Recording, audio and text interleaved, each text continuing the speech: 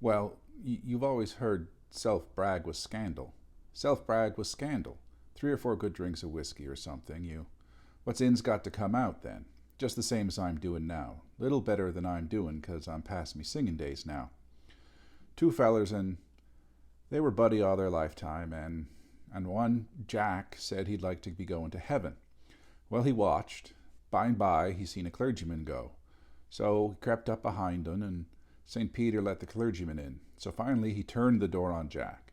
And he went back to his buddy. He said, I don't know, but if I'm not making a mistake, he said, I'm going to beat St. Peter. So he went up to the gate again and knocked, and St. Peter came and said, well, what have you got there? Oh, I got the parson's luggage, he says. Oh, come on in with it. Come on in with it, he says. Hi, my name is Ian, and today we are talking about Martin Lovelace's Jack and His Masters, Real Worlds and Tale Worlds in Newfoundland Folklore.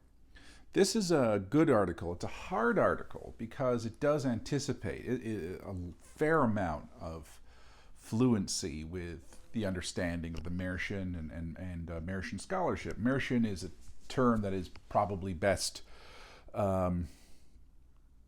paralleled with the idea of a fairy tale, at least the way that we typically tend to use it. Märchen is German for tale. And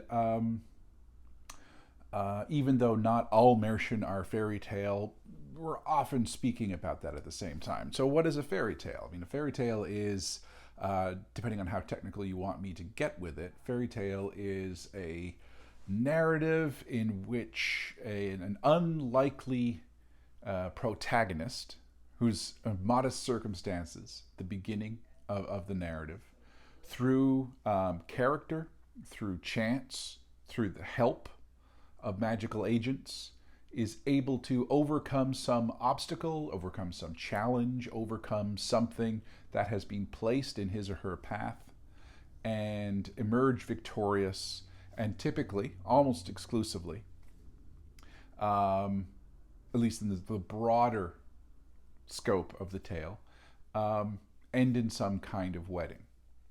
Another technical definition, and they're ones that are in the Arne-Thompson-Uther Index, the Arne-Thompson Index or the Arne-Thompson-Uther Index, depending on what side of 2004 you are lying on, when Hans-Jörg Uther, I believe that's his first name, updated the tale type index that Ante Arne initiated and Stith Thompson translated and expanded, which basically is this list and descriptor of the tale type of all the folk tales in the world. That's the ambition, and their particular numbering system has been expanded on, so you'll come across regional tale type indexes, and other people have sometimes done other tale type indexes that are in no way related, at least on a numbering system, so they have their own number systems.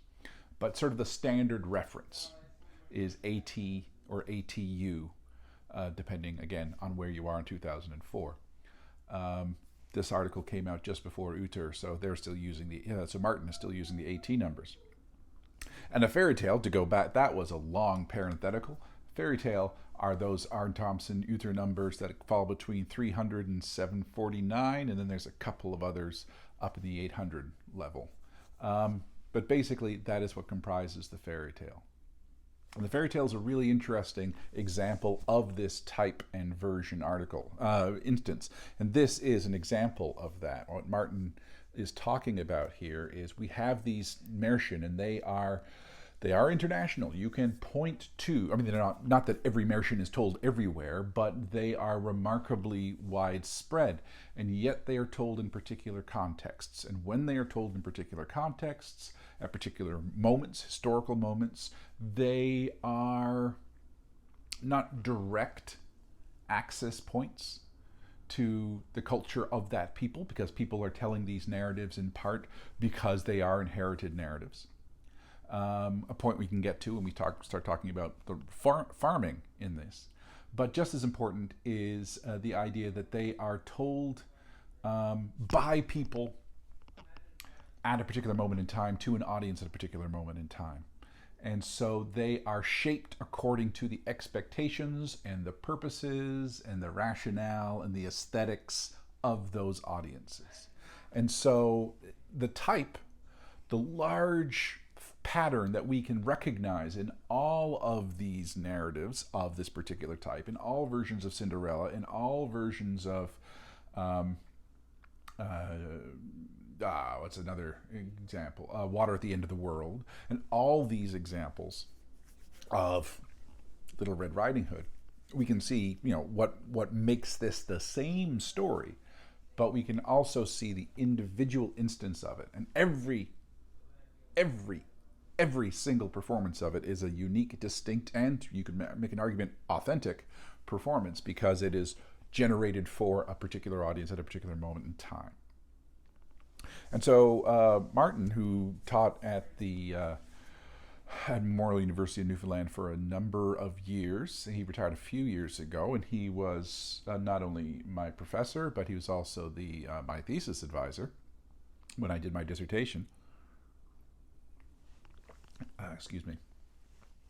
He tends to describe himself, I think, as a postmodern antiquarian, and that his sort of almost natural tendency is to look at these old forms and to look at things that are almost the and I say this with all due respect, almost the cliche objects of study of folklore. He likes the tale. He likes the sort of old forms, and yet he brings a modern sensibility and modern theory when he studies them and he comes to them. And his work, the particular text that he's working on, is this wonderful collection that was put together by Herbert Halpert and John Widdowson, J.D.A. Widdowson, Folktales of Newfoundland, which was this massive collection of well collected in terms of trying to be as expansive as possible, starting in the early 1960s. Well transcribed, well documented, just beautiful testimony, considered by some to be basically one of the best folktale collections, regional folktale collections ever completed. It also, unfortunately, was ridiculously expensive and almost impossible to read because of the authenticity, quote unquote, on how they transcribed. About a decade later, they put out a sort of a much handier compendium called Little Jack, which are these tales with less contextual information, designed for the general reader, always intending that you can go back to this much more authoritative academic work, but you can still this sort of gentle edit in order for a public audience, and in some ways for a child's audience, although they go back to the standard issue argument that these were not necessarily inherently tales for children, although children might have been present. So I'm going to be sort of every now and then bubbling back and talking about some sort of basic standard folktale ideas. So it's good to remember that these were told in the Newfoundland outports, which were contexts that is now mainly done with. Now in the 2004 of when this was published, or to early 2000s of when this was published, and now in terms of further into the 21st century. Work was always a matter of pluralism. It was seasonal, and people would not only fish, which was the mainstay of the economy, the industrial fishery that had been going on for 400 years, with 200 years or so of permanent settlement, but also building projects, also working in the woods, and going out and finding work, and going into the world and being a laborer are required and desirable skill sets. So you're constantly looking for work, you're constantly putting yourself forward. If you are lucky to have your own domain of employment in terms of the fishery, you're not necessarily always making that case, but that is seasonal, so sometimes you'll go off. So you're frequently going out into the world and negotiating and presenting yourself as worthy of employ. So going out into the world and seeking work is not only one of the things that the Newfoundland and the Newfoundland male has to do frequently and with regularity and in a almost zero-sum economy, in terms of, if I am not hired, someone else will be hired, so I need to be the person to be hired. And I have my own self, I have my whatever responsibilities. So not only is that a common feature, it's a common feature of the tales. Of all the possible tales that are told, it's remarkable how many of these tales were told of a young man going out and seeking labor. And that is, Martin's title is Jack and His Masters.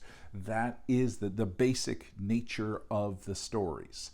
That he is going out, Jack, the generic protagonist, the young, perhaps unlikely hero, is going out into the world, and he is presenting himself as suitable to be hired. And again, because of the standard level of immersion, he will succeed, he will enter into some kind of marriage, most likely, and then lo and behold, he'll sort of fulfill that fairy tale capacity. This goes back to some of Bengt Holbeck's explanations.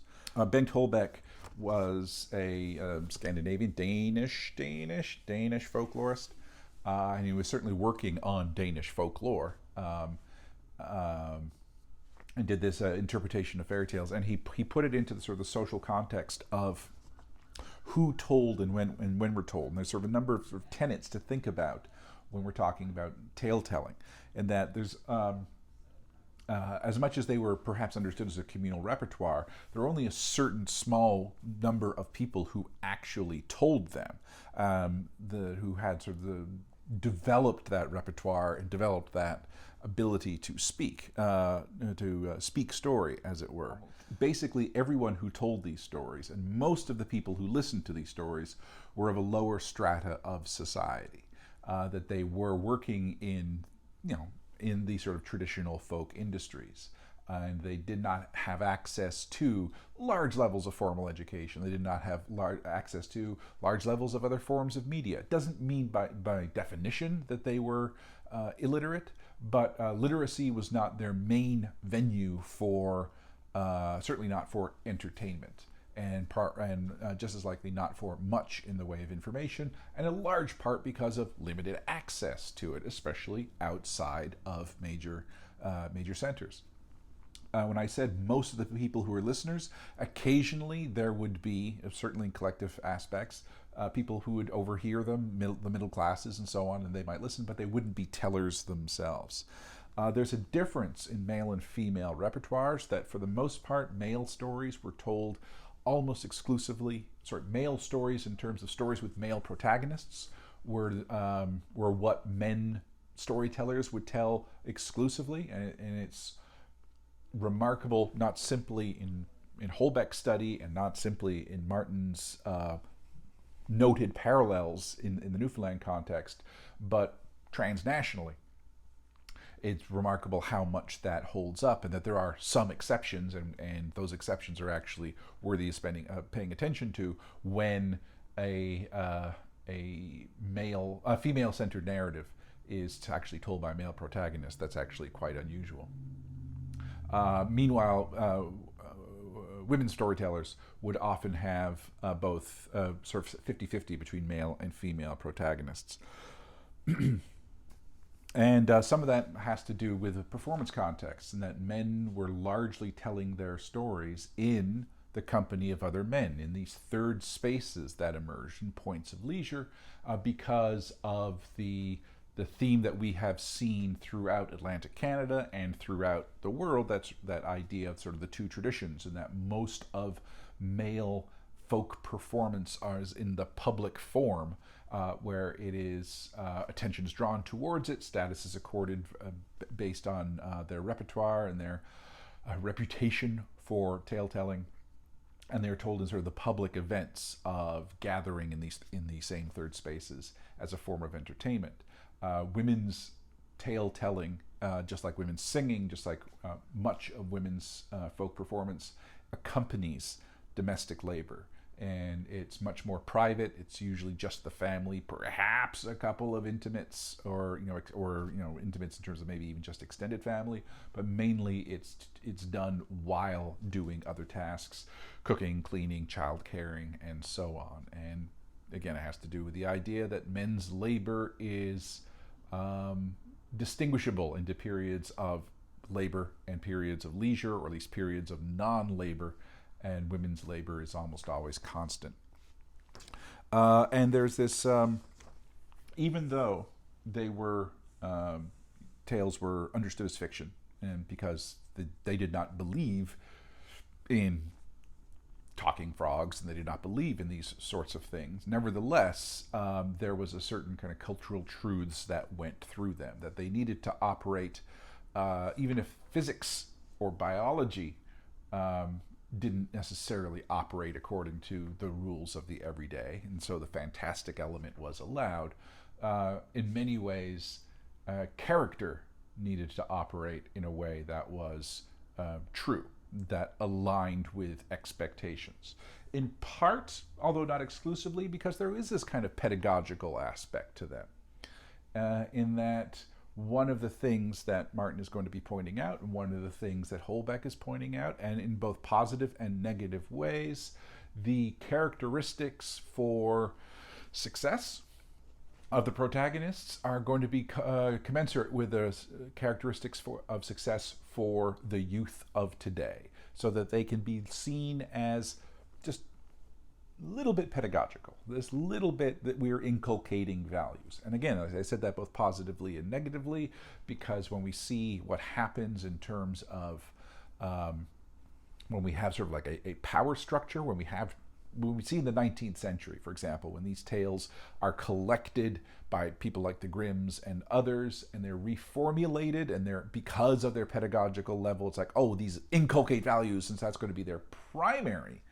purpose or their primary function, or at least an overt one, we're going to make sure that the protagonists portray particular values, and we think about what it needs for young women to succeed, and often the tale, the sort of organic tale that might have predated this editorial glossing, changes the values that are expressed by female protagonists, and they become things like obedience and passivity and all these qualities that aren't necessarily positive, but they are very good for maintaining a patriarchal structure. So we take the good and the bad when we're talking about how these are inculcating values, because the values might not necessarily be ultimately emancipatory.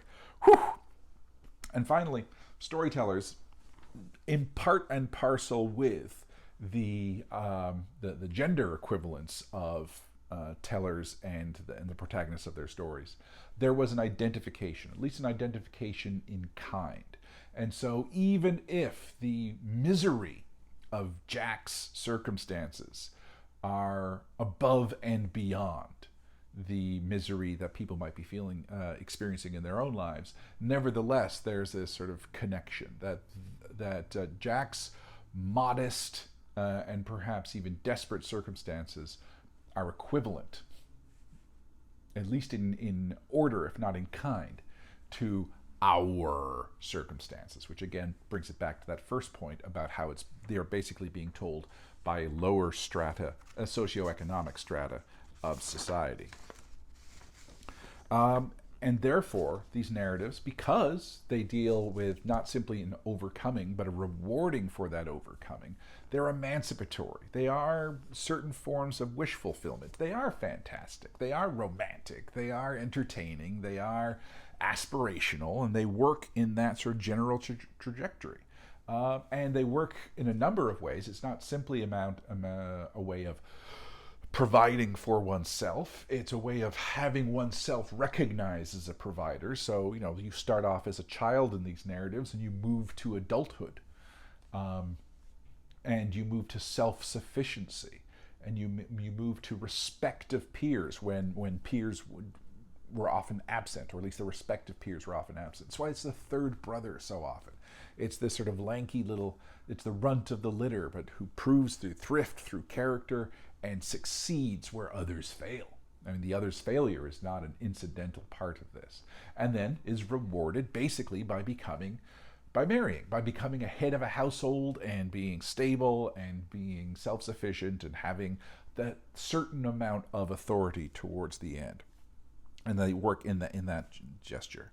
Holbeck was basing his work on Vladimir Propp, and that all fairy tales, because I'm being very general, and even the female, the structure often privileges, the way the structure is often described privileges male-centered narratives, but you can see this same structure in female-centered narratives as well, in that modest, desperate early circumstances, and then there's this sort of emancipation and the recognition of a certain amount of esteem and power and independence by the end of it by getting married. And then again, 19th century, the marriage turns into something that is like a patriarchal coupling, but in folk culture it was seen much more as a pairing, as a partnership, but a successful and necessary partnership in order to have progeny and also to succeed, because there's one of the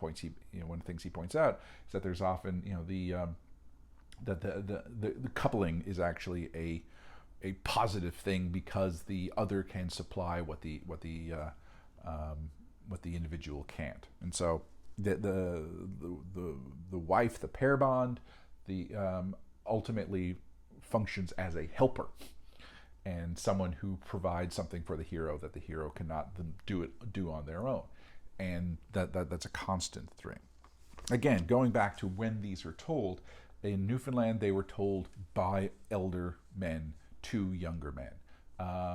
In fact, men would sometimes, young boys or young men, again, the terms are kind of ambivalent for a point we can get to later, would often seek out these stories. And even the people that Halpert and Widdowson were collecting from in the 1960s, they still had young men coming to them and asking for hearing these tales, even though by the time Halpert and Widdowson were collecting, it was post-Confederation, it was a more modern Newfoundland.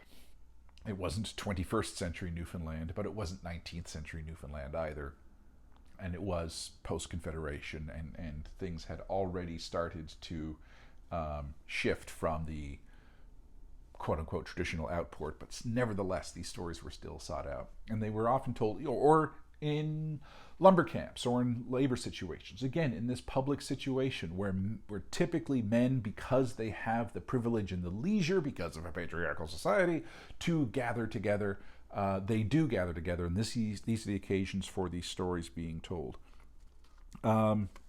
This is sort of written, in a way, this is written before this language is appropriate, or at least this language had become regularized. And so Martin doesn't use the same terminology, but basically he's arguing for how these narratives were constructions of masculinity, and that what it means to be a man in Newfoundland. That's what I think is kind of the really interesting part of this, because it demonstrates tales as communicating something, and then he sort of goes on this micro-analysis of them, and he frames it within this concept of how to be.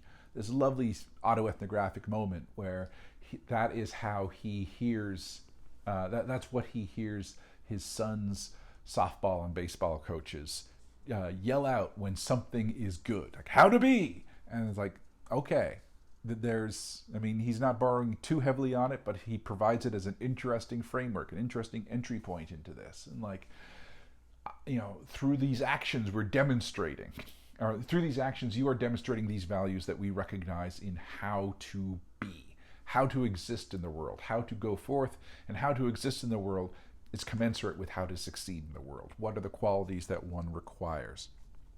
And he sort of breaks it down: how to find and keep work, how to deal with adversarial employers, how to manage relationships with partners, siblings, and elders, and how to meet a partner and future wife, which is like 90% of life. And then afterwards it's just like, oh, and also go get a BA in folklore, because that's really the only degree that you need. And so they are occupational narratives. They're occupational narratives not of any one particular occupation. They are about being a worker, being a constructed man, being the provider, being self-assured, not having people take advantage of you, and so on. Again, it's not that that's not problematic. Again, it's not that that's not in some ways archaic, but they are sort of inculcating these values that within situations, and particularly situations of potential economic oppression and contingency, are going to serve people well. And I don't want to make this video too long because sometimes, I mean, his points are very good, but I'll just go glancing through them. The Jack's characteristics, the themes that Martin identifies as important, the idea of guarding knowledge, not about, so much hiding your light under a bushel, but, not letting it know what, not spilling your secrets, keeping your own counsel, certainly within adversarial relationships. And he'll talk a little bit later on about who are the people that you talk to and who are the people that you don't talk to, who are the people that you are direct with, who are the people who you are slant with. The other point is that you demonstrate through actions, and that you are useful. You are you do the work, you do it well, you do it efficiently, you do it intelligently, you do it without complaint. You can skip over. He talks about deceiving words, but I'll go on and really skip over to not flinching. In that's another thing, that you don't betray weakness, literal weakness or metaphorical weakness. You don't let someone. You will follow through with a work request, but you will not cower as you do so. And as you do so, you will not let it be known that even if the task is arduous, you will act as if it is nothing. And again, these are sort of the qualities that will keep you in employ. Nevertheless, you also need to have an understanding of deceiving words, how to reinterpret, how to deliberately misinterpret, how to disguise your own meaning, how to see through others' meanings, and have that, because certainly people in power, the other, the oppressor, and for the most part, potential employers, they are going to try and screw you out of as much as they can. And in the tales, they'll often, you have to work on pain of death. In the real world, that might be the extreme, but nevertheless, you are going to have people who are going to exploit you and are not necessarily particularly interested in your self-worth or your happiness or your long-term benefits. And so, how do you do that effectively? You be wary of contracts. You be wary of verbal contracts. You keep.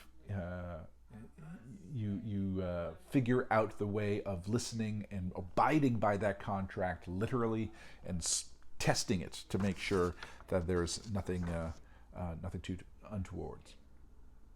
He points out these other interesting moments, in that he said so many of these have to do with farming, where farming is not really part of the Newfoundland economy. There's a certain amount of horticulture, and that people might have their own plants, their own crops, and a certain amount of animals, but farming is not a form of employ. There aren't farms every village that you go to, unlike the English predecessors, because most of the people are coming from the West Country of England, which happens to be also where Martin was born and raised. So in the west of England, there's farms all the time, and those would be the places where you could sort of walk down the road, and at the end of the day come across a farm and seek some kind of employ. That's not what's happening in Newfoundland, and yet the stories still persist. So on one hand, you have this ongoing tradition in terms of, people are telling these stories that aren't representing everyday life, because Newfoundland life does not involve farms in that same way. Yet the flip side is that the farmer represents the employer, and represents what in other places might be, the evil king or the dragon. In some ways, they are the person in authority with power that needs to be bested in order for the hero to succeed, for Jack to succeed. And so the persistence of the farmer is an interesting one. The other issue has to do with how these narratives are.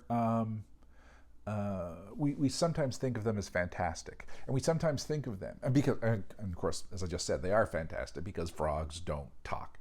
But one of the critiques that you come across in like the contemporary Disney canon, for example, is like, oh, what is it? You know, what a surprise! The parents die. Why do parents always have to die?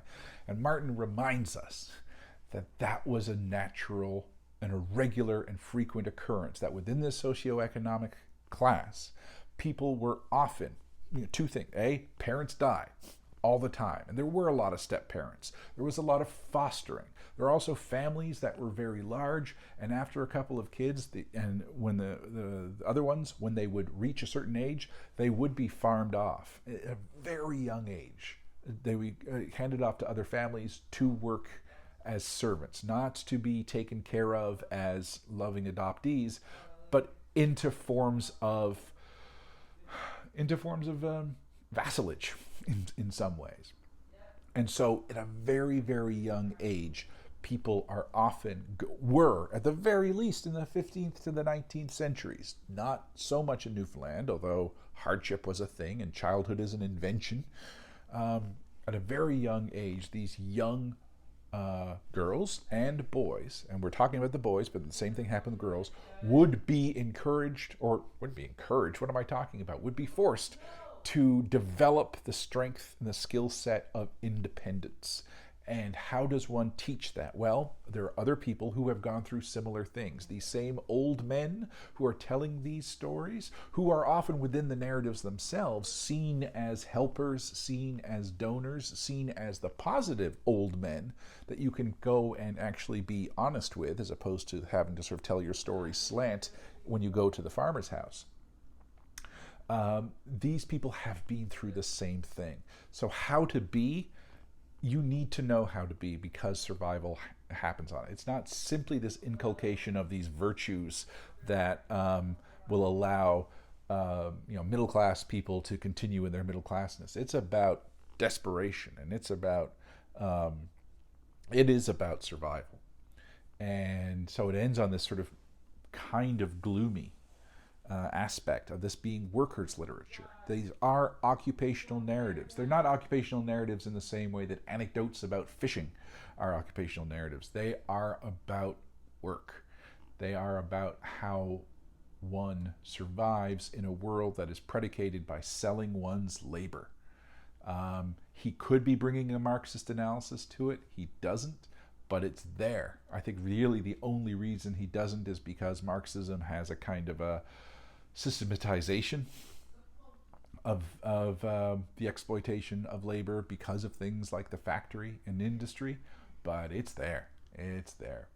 And so within this Atlantic Canadian context, and very specific, close reading of both the history of where these things take place and the history that is being brought and carried forward, at least through the telling of stories from the originating regions and originating cultures, as in the west of England to Newfoundland.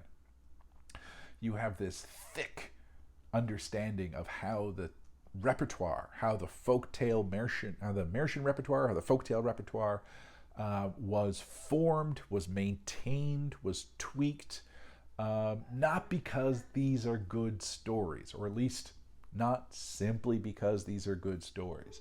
They are not told just because our tradition is important. They are told because there is a purpose for them being told. They serve a function. I don't think you can diminish them. I don't think you can reduce them entirely to their function. But the fact that they serve a function, and the fact that they are real moments expressed, that they emerge in real contexts, expressed for a particular purpose to a particular audience at a particular moment within this shared socio-cultural milieu, that is important. That is why you should relish your reading or rereading of Martin Lovelace's Jack and His Masters, Real Worlds and Tale Worlds in Newfoundland Folklore. As ever, my friends, I wish you nothing but the best. Be well, and I will see you later. Bye-bye.